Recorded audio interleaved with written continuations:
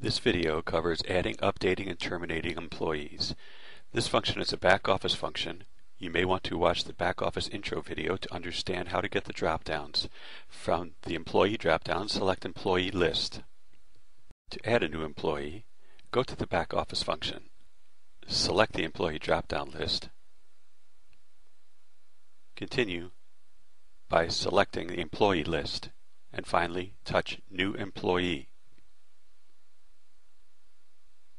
The first screen of information for new employee contains required and optional data.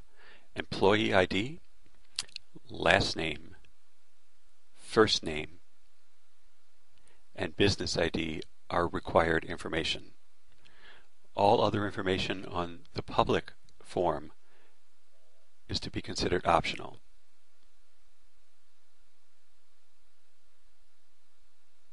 You can select the business ID using the drop-down.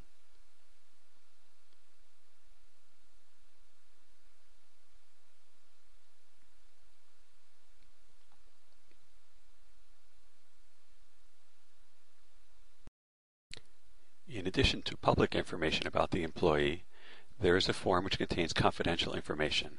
Touch Go to Employee Detail.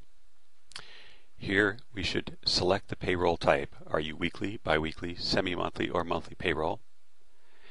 An employee should also be added to a security group. In this case, corporate has the most security options, manager the next, and assistant manager the least. A user ID is their unique secret code. Here we're using the last 4 digits of Social Security number. And finally, what the employee's labor type or labor types, and hourly rate if applicable. When finished, touch the Save button, and you can exit this form. All other information is optional.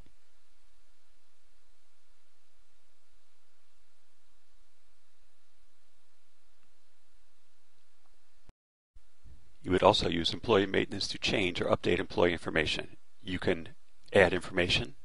You can change pay rates. You might begin by refreshing the list if you've just been adding employees so that all current employees are included.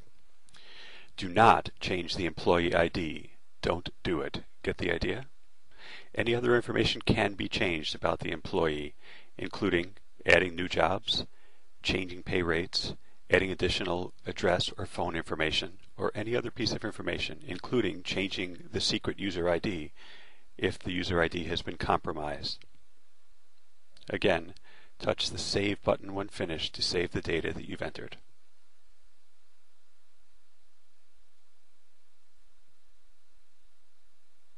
When employees leave you, they can be terminated. Don't delete them. They'll be missing from reports where data is important. Simply select the employee to be terminated, go to Employee Detail, and fill in the employment expiration date with the person's last workday, and then select the Active button and uncheck it so that the employee is deactivated. Save and exit. You've terminated the employee.